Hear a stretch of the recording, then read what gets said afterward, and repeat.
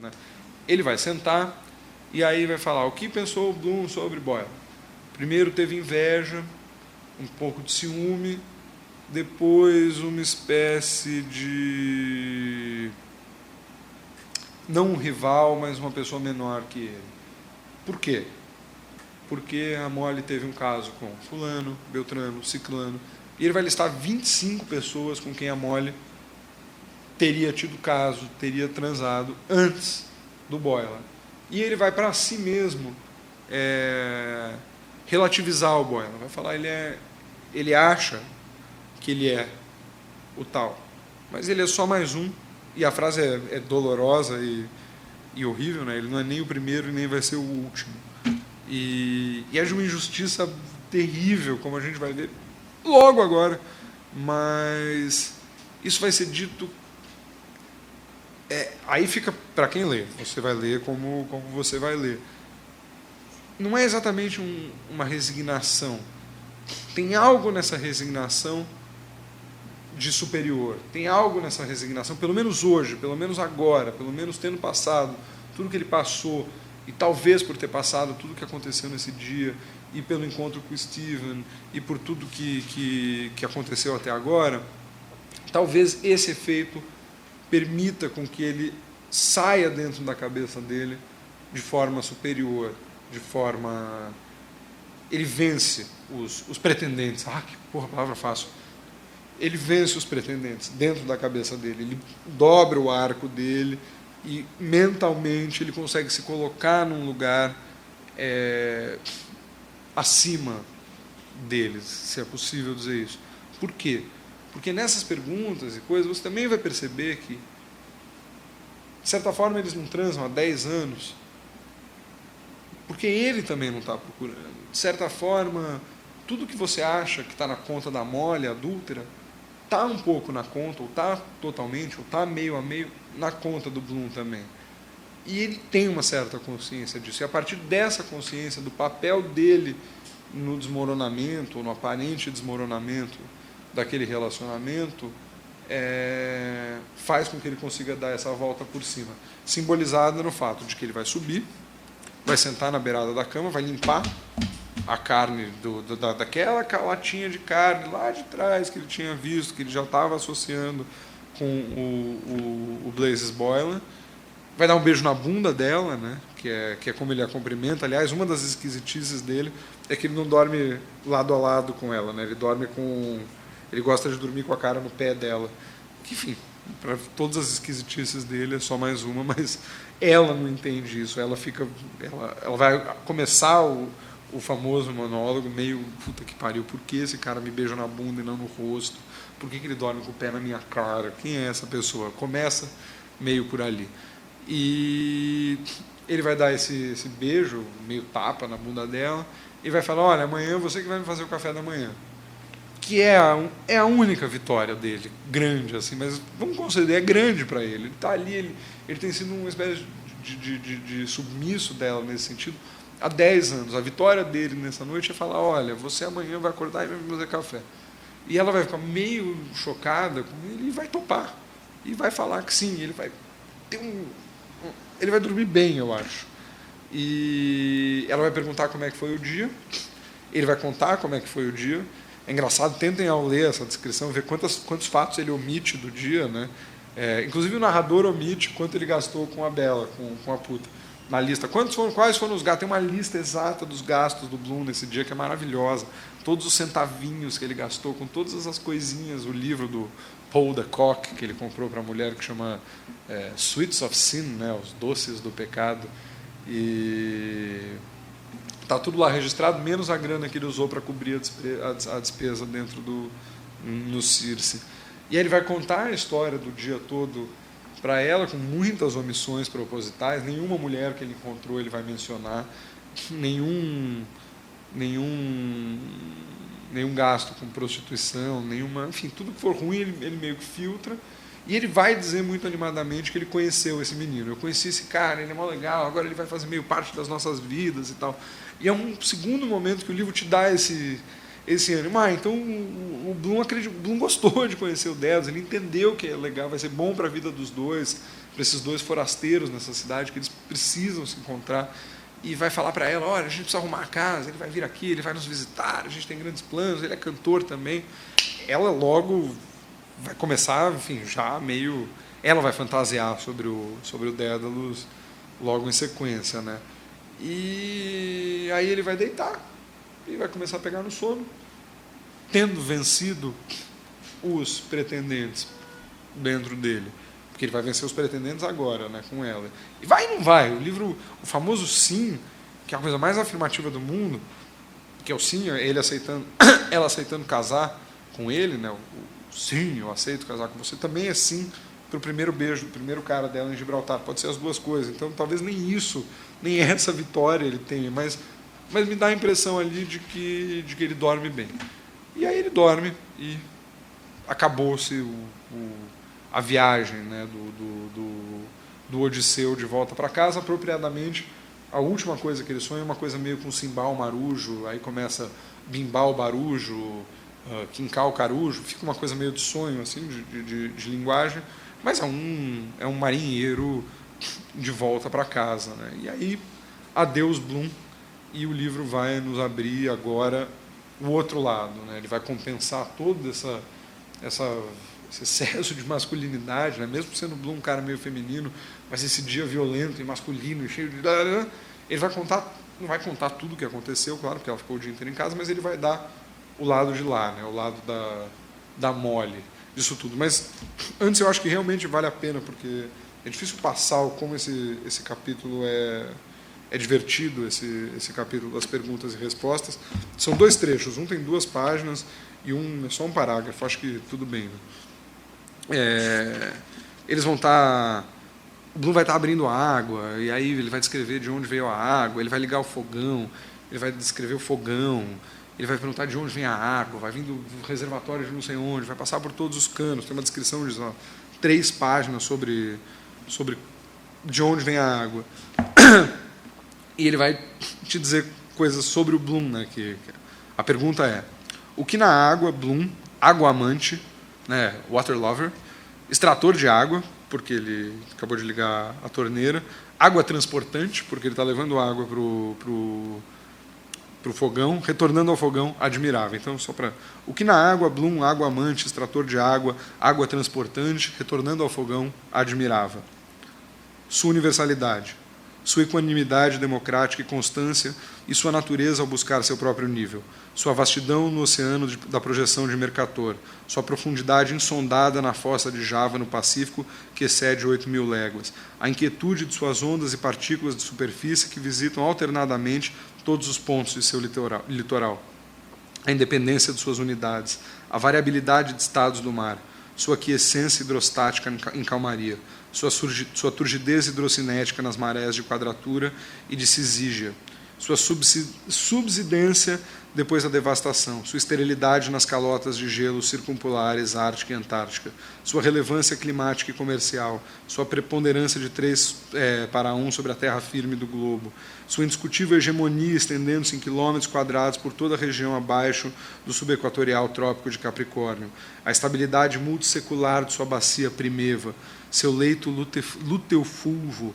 sua capacidade de dissolver e manter em solução todas as substâncias solúveis, incluindo milhões de toneladas dos metais mais preciosos, suas lentas erosões de penínsulas e descendentes promontórios, sua persistente formação de homotéticos, ilhas, penínsulas e promontórios decaindentes, seus depósitos aluviais, seu peso e volume e densidade, sua imperturbabilidade em lagunas e lagos de montanhas nos tarns das terras altas, sua gradação de cores nas zonas tórrida, temperada e frígida, suas ramificações veiculares em correntes continentais contidas em lagos e confluentes, rios fluentes para o oceano com suas correntes tributárias e transoceânicas, a corrente do Golfo, os cursos equatoriais norte-sul, sua violência em maremotos, trombas d'água, poços artesianos, erupções, torrentes, redemoinhos, inundações, enchentes, tsunamis, divisores de águas, diques, geysers, cataratas, turbilhões, maelstroms, né?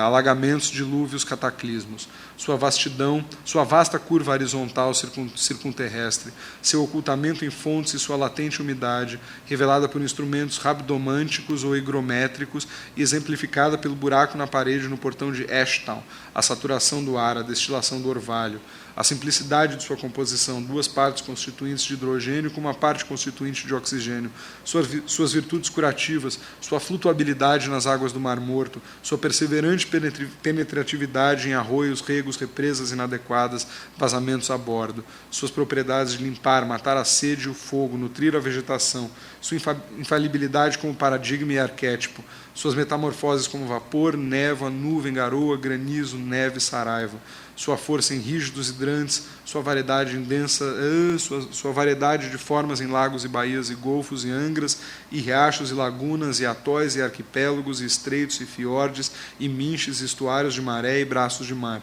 sua solidez em geleiras, icebergs, banquisas, sua docilidade na operação de rodas de moinho hidráulicas, turbinas, dínamos, usinas de energia elétrica, lavanderias, curtumes, espaldadoras, sua utilidade em canais, rios e navegáveis, docas flutuantes e fixas, sua potencialidade derivável de marés aproveitadas ou cursos de água que caiam de um nível a outro, sua fauna e flora submarinas, anacústicas, fotófobas, numericamente, se não literalmente, os habitantes do globo, sua ubiquidade por constituir 90% do corpo humano, a nocividade de seus eflúvios em alagadiços salobros, pântanos pestilentos, águas de flores fenecidas, poças estagnadas, a lua minguante. Quer dizer, primeiro que é maravilhoso e lindo, mas quanto você tira disso sobre essa pessoa, né? O que o Bloom admirava na água? Tem 2 páginas do que ele admirava na água. Então, o que significa que ele está falando? Que ele está falando que o Bloom parou em algum momento da vida dele, não importa quanto, e admirou todas essas capacidades da água, da capacidade de fazer girar gentilmente um moinho, a constituição de 90% do corpo humano, aos fiordes e as geleiras e a capacidade de erosão. Quer dizer, essa mente científica e técnica do Bloom, ao ser não narrada, né, ao ser simplesmente listada, ela se torna tão evidentemente poética e bonita que é muito emocionante uma descrição de água, né? É isso que ele faz, ele torna, ao colocar o livro dentro de uma enciclopédia, numa lista aparentemente árida e besta, ele vai te dar o máximo do livro em termos de caracterização do Bloom, de torná-lo humano, próximo de nós. Quer dizer, é uma coisa muito fria e distante que não podia ser mais próxima de nós, né? Eu acho, é o meu trecho, acho que favorito do livro, que é muito curtinho, juro, desculpa que eu já li 2 páginas, que é... eu desmarquei a anterior. Foi-se. Eita. Esse capítulo é enorme, então é difícil... Eu estou agora, a que eu vou ler agora é na 990 dessa edição aqui. Perdão. O que ele gostava na água eu não vou conseguir encontrar de novo.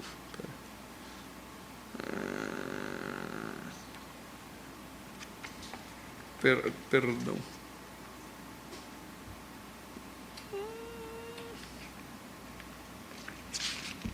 Sob pressão jamais vou encontrar. Mas é nesse capítulo, é bem porque é só ler as perguntas, né? Dá para ir pulando. Eu acho um trecho mais bonito do livro e mostra como o narrador, né, que é o que eu queria marcar bem nesse capítulo, que é como o narrador, às vezes ao não saber fazer as perguntas, e às vezes ao reproduzir, de certa forma, uma espécie de curiosidade científica que o próprio Bloom tem sobre as coisas, como ele vai perguntar coisas para ele que vão para o outro narrador ou para si mesmo, que vão suscitar respostas que são altíssima literatura e coisa e tal. Que afinidades, eles estão vendo a Lua e os astros e as coisas. Que afinidades especiais parecia-lhe existir entre a Lua e a mulher. Sua antiguidade em preceder e sobreviver às sucessivas gerações telúricas, sua predominância noturna, sua dependência satélítica, sua reflexão luminar, sua constância em todas as suas fases, erguendo-se e pondo-se segundo seus tempos prescritos, crescente e minguante, a inevitável invariabilidade de seu aspecto, sua indeterminada resposta a interrogações inafirmativas. Quem já foi casado já ouviu. Enfim, é maravilhoso. Sua indeterminada resposta a interrogações inafirmativas, sua ingerência sobre águas efluentes e refluentes, seu poder de enamorar, de mortificar, de investir de beleza, de enlouquecer, de incitar e auxiliar a delinquência, a plácida inescrutabilidade de sua face, a terribilidade de sua isolada propinquidade dominante, implacável e resplendente, seus augúrios de tempestas e bonanças, o estímulo de sua luz, movimento e presença, a admonição de suas crateras, seus áridos mares, silêncio, seu esplendor quando visível, sua atração quando invisível. É maravilhoso, né? Seu esplendor quando visível, sua atração como invisível, luas, mulheres. Então é um tipo de artifício, eu acho, que é bom porque o livro até aqui foi muito cansativo e é realmente um respiro muito bom para o leitor e mesmo que ele não te esteja dando o que você quer que ele dê, né, as respostas e as resoluções, ele está te dando respostas, ele está te dando 309 respostas para 309 coisas que foi o que lhe ocorreu ao livro perguntar a si mesmo. Podem não ser as melhores ou as mais adequadas, mas é realmente o capítulo de longe mais bonito e mais fascinante do livro, né? Por tudo, pela escolha de fazer, de conduzi-lo dessa forma, pelo que ele elege perguntar e responder, pelo linguajar científico de lista que cria esse ritmo de poesia, por tudo. Até se você decidir não vou ler essa porcaria e já comprou o livro para não perder o dinheiro, lê só esse então, porque sei lá, qualquer coisa que é muito bom e vale a pena.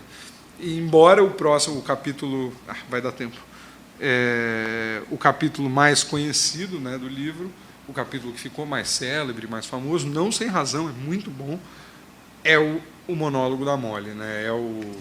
É o famoso monólogo de 50 e poucas páginas. Tinha-se a impressão de que é um parágrafo só, que não tem pontuação, que não sei o quê, que não sei o quê. Na verdade, são 8 frases, são 8 linhas de raciocínio que ela vai ter ao longo de um tempo indeterminado. Dá um pouco para calcular, porque ela ouve um trem, uma hora ela levanta para fazer xixi num pinico. Tem ações assim, né? Você consegue, pelo que ela está pensando, entender um pouco a coisa física, né? Tem uma hora que ela sente uns gases, aí ela vira um pouco de lado, espera passar um barulho para se liberar também na cama.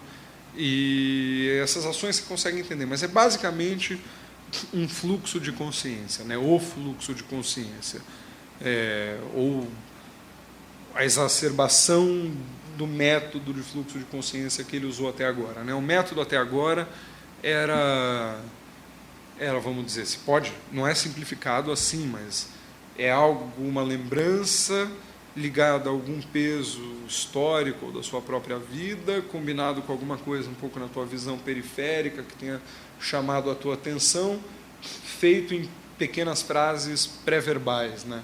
Pelo menos foi assim muito para o Bloom, se a gente pode marcar um método de um tipo de fluxo de consciência no livro. Ele sempre vai ser uma coisa antes de se formalizar, que tem algo do que ele está vendo, que tem algo de um passado dele, ou histórico, que tem algum peso social, religioso, enfim, vai ser é manca, ainda bem que é isso. E isso significa é o orgasmo, é manca é o que ele está vendo, ainda bem que você completa, que ainda bem que eu não tinha visto antes. Esse tipo de operação agora vai se estender, né, como eu tinha falado, para dar conta da ausência da Molly no livro, né, lembrando que ela é assunto de todos, o dia inteiro. Onde ele entra, perguntam dela, ele está pensando nela o dia inteiro.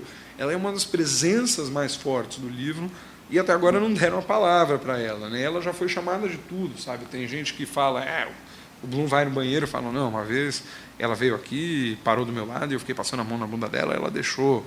Ou, enfim, o Bloom gosta que transa com a mulher dele. Tudo que foi dito sobre ela, de muito agressivo e pesado e tal, de certa forma se incorporou em você como leitor, né? Isso gerou uma coisa de crítica engraçada sobre esse capítulo, que por muito tempo mesmo isso, a leitura crítica desse episódio era feita como se ela fosse uma espécie de arquétipo da puta, assim, sabe? Ela é a mulher infiel e todo esse capítulo, na verdade, é o jorro de consciência da mulher infiel. Então, o que o Joyce vai representar ali nessas 8 frases é o funcionamento da cabeça de uma mulher infiel. Enfim, é medonho, mas é como a crítica pegou leu a Molly, leu esse diálogo por muito tempo. E é uma besteira do tamanho, sabe, é inacreditavelmente estúpido, porque não tem nada a ver com o que está acontecendo aqui. A Molly, ela vai aparecer, na verdade, como... Ela é vulgar, mas cada vez que ela for vulgar e baixa, você vai ver que ela é engraçada e irônica. Para cada vez que ela parecer canalha e traidora, você vai ver que ela é mais doce e menos canalha e traidora do que ela imagina, do que você imagina.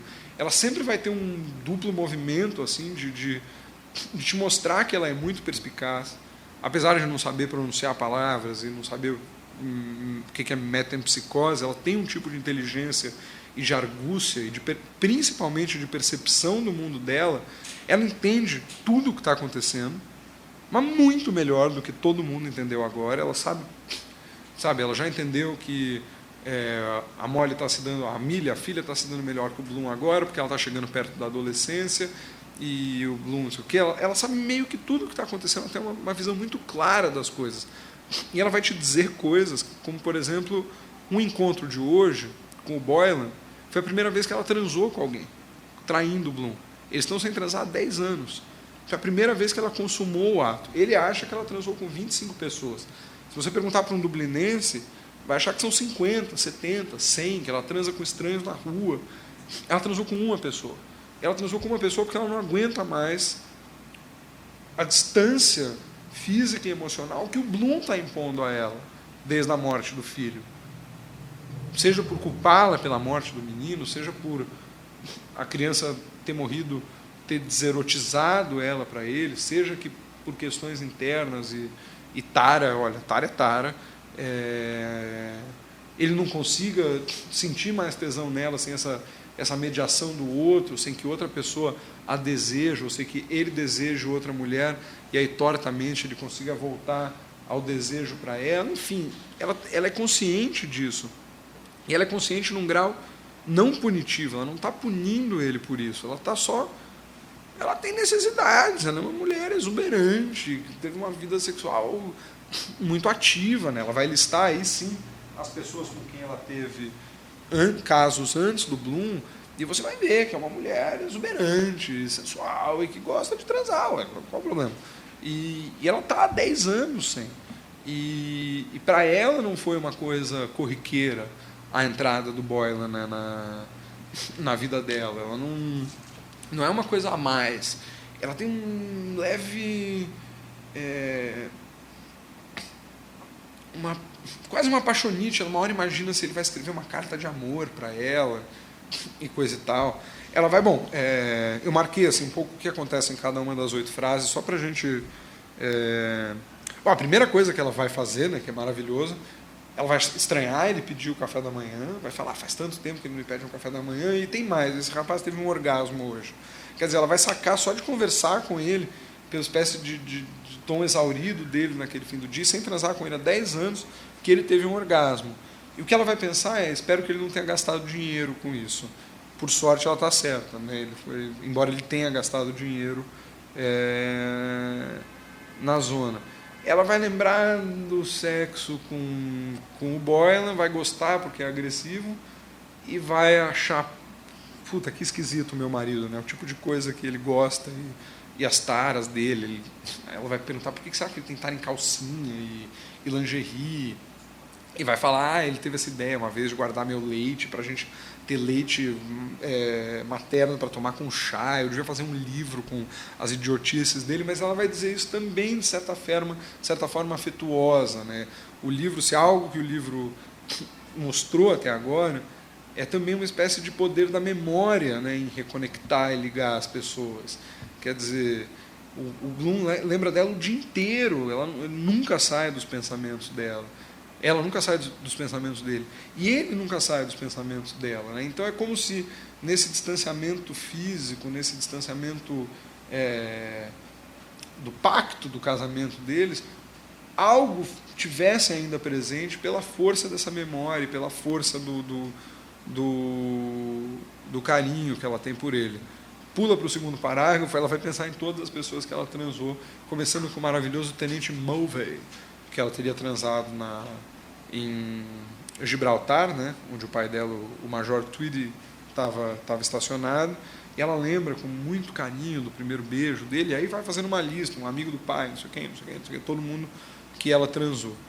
Na terceira ela vai pensar um pouco em corpo, genitália, vai dizer que o Bloom uma vez sugeriu que eles vendessem fotos dela pelada para ganhar um dinheiro numa outra cidade. Quer dizer, ele também tem um prazer evidente em vê-la com outros homens, em imaginá-la sendo desejada por outros homens. Não, tara é tara, as coisas... o bonito é a maneira com que ela quase aceita isso, e como ela quase a coisa recíproca é quase, às vezes, talvez por ele. Lembrando, isso é 1904 o livro se passa, né? Hoje você vai na internet, você põe lá e tem gente com a sua tara, igualzinha a sua. Vocês vão no Facebook, tem comunidade, você se resolve. Isso aqui era irresolvível nessa época. Isso aqui era um peso. O livro todo é o peso social e moral e religioso em torno dessas questões, né? Em torno de um homem e uma mulher que não estão transando. Então, esse peso dessa coisa nunca também abandona o livro. Mas ela vai terminar essa terceira frase lembrando do orgasmo que teve com o Boylan, e vai ficar levemente incendiada. Ela vai ouvir um trem, né, e vai lembrar da infância, vai lembrar de Gibraltar. Talvez a frase, assim, tirando a frase final, assim, talvez é a mais lírica e a mais bonita, e também mostra que ela tem uma capacidade de lirismo, e que a mente dela tem algo ali de construção da vida dela. Ela fala que ela era a flor de Gibraltar, é super bonito mesmo, a flor de Gibraltar, que não sei o quê, que não sei o quê. É uma cadência super bonita e uma memória muito viva e forte da infância, e que não tem nada a ver com a imagem que você tem dela, né? Uma memória meio idílica de natureza. E ela isso é dito, é brega, mas não fui eu, porque é dito no próprio livro, né? Eles chamam ela uma hora de Gaeltalos, que deve ser ou irlandês ou inglês médio para mãe natureza. Não mãe natureza, telos é de telúrico, né? Terra, e acho que é espécie de mãe natureza, uma mãe natural, uma espécie de força natural da Terra, né?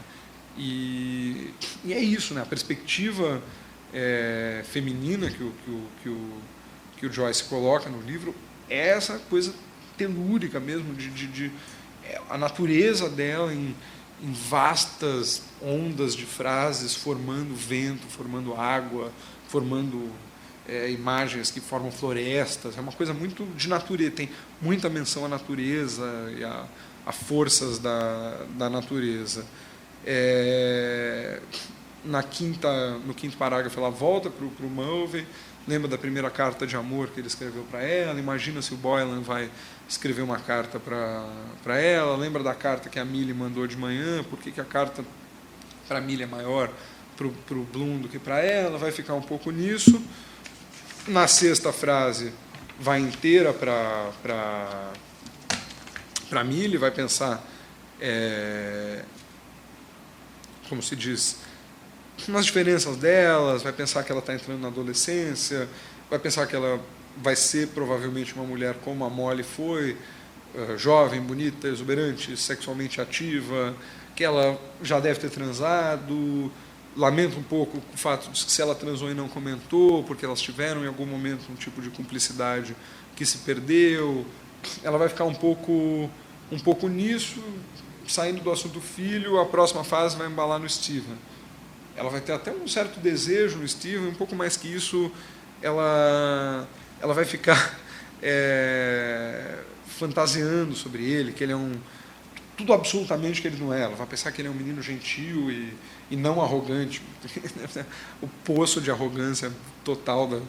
Ela vai imaginar ele como uma pessoa limpa, ele não toma banho há um mês. Uma hora ela vai falar, não, preciso limpar essa casa. Ele vai ficar muito mal impressionado com a sujeira, ele está fétido e podre há um mês. Ela acha que ele vai querer ter conversas, ela vai ter um pouco uma aspiração meio Bloom assim, nesse momento, né, que ela fala, eu preciso estudar para conversar com esse menino, porque senão ele vai me achar burra. Como se o Dédalus tivesse, sabe? Quando o Bloom tenta fazer isso lá na cabana, não dá certo, né? Tenta ser cívico, inteligente com ele, mas ela tem medo que ele acha, e ela fala, né? Not think I'm stupid. E também um certo desejo sexual, como se ele pudesse ser, nessa fila de adultérios, o próximo. Lembrando que pode muito bem ocorrer de eles acordarem e transarem amanhã, o Bloom e a Molly. Talvez seja esse o dia, talvez o dia seguinte seja isso. Não é dito. Ela fantasia, uma hora ela pensa, eu vou acordar de manhã e vou tirar a roupa na frente dele, vou me esfregar nele do jeito que ele gosta e tal. Mas imediatamente ela começa a pensar no Boylan e o plano é meio deixado de escanteio. E aí, passado isso, ela vai pensar nas esquisitices do marido, né? Por que ele beija a bunda dela? Por que o sexo com ele é tão esquisito? Como que seria melhor se o mundo fosse gerido pelas mulheres? E a importância das mães? E eu fiz uma listinha porque é o finalzinho mesmo. E aí pensa nisso de talvez transar com o Bloom de manhã, mas quando ele estiver pronto para transar, falar que ela está tendo um caso com o Boylan. Pensa em comprar flores para arrumar a casa, caso o Steven venha amanhã. E aí ela começa a pensar em flores, natureza, e ela se lembra de estar deitada no house, né, que é o lugar bonito, até quem for não deixa de ir. É um passeio que vale a pena ali, que é um monte, né? Que até o próximo livro vai começar com esse monte levantando, e é uma pessoa que vai sair andando, é o Ralph. E aí ela vai lembrar do momento em que o Bloom a pediu em casamento.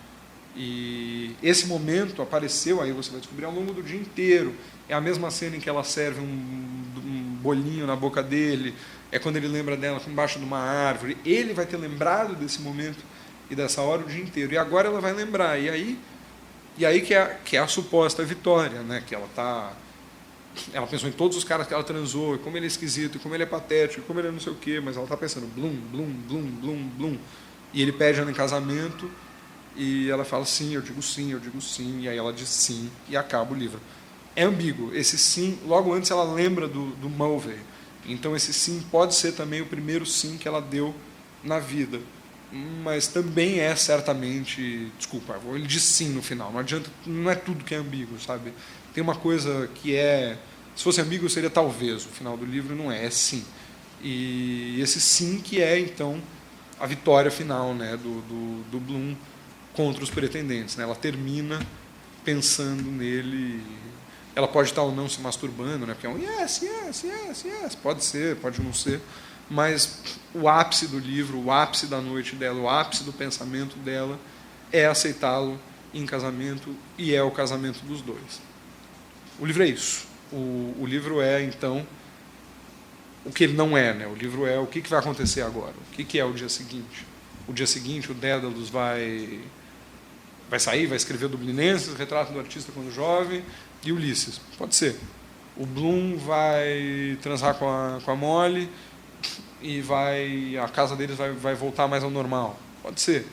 Tudo vai continuar meio igual, ou eles vão se separar. Tudo. O livro é só um dia.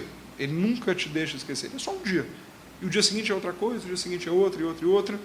E não tem nenhuma definição. Tem vários livros. Tem um muito bom que é uma ficção mesmo, do que acontece depois com eles. É um irlandês mesmo, porque eu esqueci o nome, mas eu acho lá e coloco que ele fica fantasiando, que eles começaram a se frequentar, mas o Dédalus fica meio do saco cheio do Bloom e tal.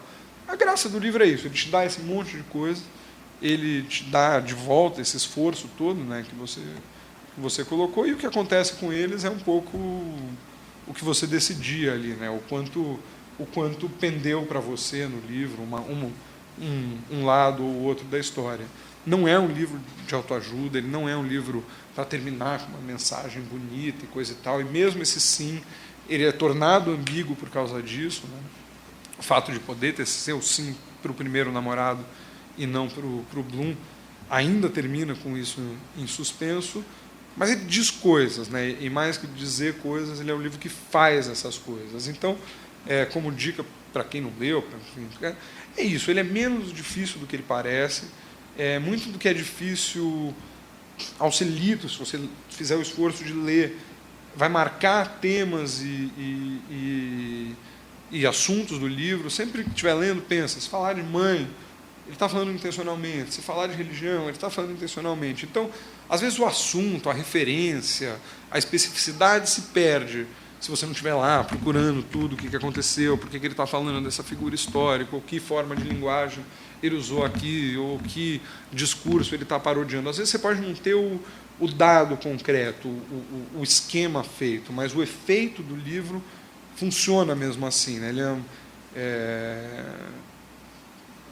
não é um livro que nada muda nada, sabe? Não é um livro que vai sair um arco-íris da tua cabeça, mas é um tipo de livro que, pelo menos para mim, ele te coloca, pelo menos se nada, te deixa mais ciente de certas coisas. Assim, um efeito muito clássico, isso todo mundo que lê, eu sempre pergunto, e isso é uma coisa comum, é de você sair da leitura muito consciente dos seus próprios pensamentos, assim, muito consciente de como suas ideias se formam e como você está pescando ideiazinhas, e muito consciente também de como você, que não é um escritor brilhante, que não tem a memória, o poder interpretativo, o arcabouço de referências do Joyce, o espírito empreendedor no sentido de sentar e escrever um livro de mil páginas sobre isso, mesmo não sendo dotado de todas essas coisas, você atribui símbolos às coisas naturalmente.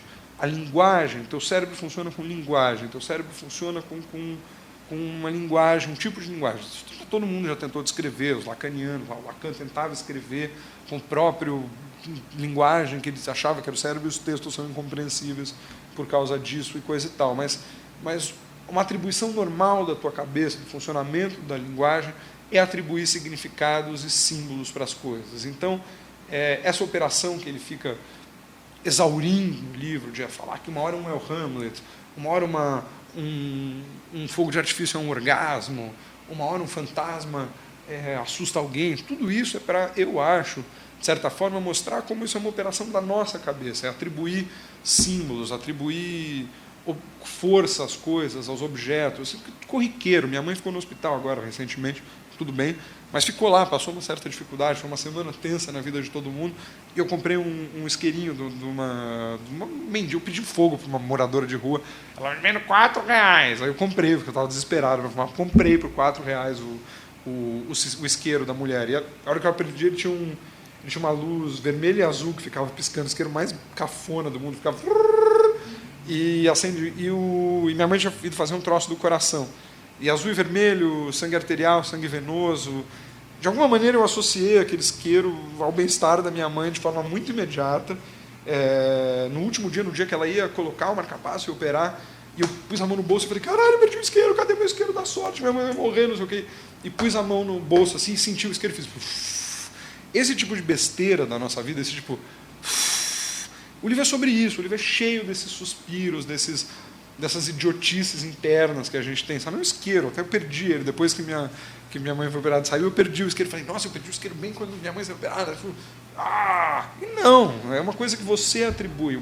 Você atribui valor e simbologia e isso é um exemplo idiota, uma coisa exagerada, mas a gente faz isso o dia inteiro. A gente faz isso, não é toque, sabe? Até essa coisa do... Enfim, é claro que é uma doença, mas atribuir símbolos às coisas e atribuir certos rituais e ter rituais e caminhar, e gostar de caminhar sozinho, e gostar de fazer coisas, e gostar de estar com os outros, a gente atribui valor simbólico a essas coisas. Eu acho, no limite, que o livro é um pouco sobre isso, que é, enfim, um dia na vida de 3 pessoas, tem um monte de especificidade, tem um monte de picuinha, mas nessa picuinha, nessa coisa pequena, mesmo que seja muito específica, ao permitir que você se identifique com isso, é que ele está tentando fazer essa operação de expandir um pouco essa experiência de vida, né, essa experiência vivida. o efeito é muito legal. Assim, depois que você lê o livro, você fica mesmo muito mais consciente dessas besteirinhas e ouve umas frases. Daí, quando você lembra de uma frase que você ouviu no fim do dia, você começa a determinar. Mas é claro que, além, enfim, tudo é um livro, ele é uma representação disso, é uma tentativa de mimetizar isso de alguma forma ainda. Foi levado mais adiante pelo próprio Joyce, foi tentado de outras formas por escritores que mais diretamente seguiram ele, sei lá, William Guedes, Donald Barton, Thomas Pynchon, todos esses caras pegaram um pouco isso e tentaram radicalizar isso com sucessos e fracassos variados. Assim, mas a dificuldade do livro, né, o fato dessa lenda dele ser um livro difícil, quando a gente começou falando na aula que ele é um livro, olha, super democrático, tal, óbvio que não é, sabe? Tem uma gestação em 50 estilos da língua inglesa, não é acessível assim, de imediato, que nem a Madame Bovary, que é uma história de adultério, que você não entende que ela transou com o cara aqui e tal. Aqui você não sabe o que está acontecendo, às vezes, direito. Mas, ao impor essa dificuldade, e ao respeitar a tua inteligência como leitor, e ao forçar você a ficar com a cara no livro, prestando muita atenção no que está acontecendo, o tempo inteiro, e se perguntando por que as coisas estão acontecendo, o grau de empatia que você tem com o livro no final, eu acho maior do que com outros livros que eu tenha lido, assim, com outras coisas que eu conheço. Consigo ver isso em pessoas que têm paixões por outros livros, e é a mesma coisa, uma pessoa, às vezes, gosta, sei lá, do Proust, meu pai traduz Proust, é viciado. Ele vê uma coisa ali que para ele é muito evidente que talvez seja esse mesmo efeito, né, de se debruçar e de ter passado uma vida vendo aquilo, lendo aquilo, e aquilo diz muito. O Ulisses pula essa etapa, ele te força a fazer isso, ele te força a ter uma dedicação a ele que você daria amorosamente para livros que você se apaixonou, obras ou assuntos que você gosta muito. Ao te forçar a fazer isso e respeitar a sua inteligência no processo, ele te aproxima mais das banalidades, das coisas e tal. Então é um pouco isso, é não perder de vista que o capítulo do jornalismo termina com eles fazendo passar um trem para poder soltar um peido junto para ninguém perceber, que o livro tem dedo no nariz, cenas de cocô, xixi infinitas, masturbação. Ele é um livro terreno mesmo. A operação simbologística e formal é só para evidenciar essas coisas, é só para te aproximar mais delas. E espero que tenha sido minimamente útil. Pelo amor de Deus, não aplaudam, que eu fico muito constrangido mesmo, por favor, e perguntas e conversas, mas não, pelo amor de Deus, eu fico com vontade eu fui das 3 vezes correndo lá para fora fumar um cigarro, eu tive 2 tragos para sair correndo, então, obrigado mesmo, eu prometo mandar na semana que vem, quando eles mandarem a lista de e-mails, uma bibliografiazinha e... Enfim, curso é curso, né? Às vezes a pessoa tem uma expectativa ou outra. Eu dou esse curso na CUT, que algumas pessoas aqui estavam. Uma vez uma mulher terminou a primeira aula e falou: o que você vai falar amanhã? Eu falei: amanhã é isso. E vai ter conteúdo? Hoje não teve conteúdo. Eu falei: não.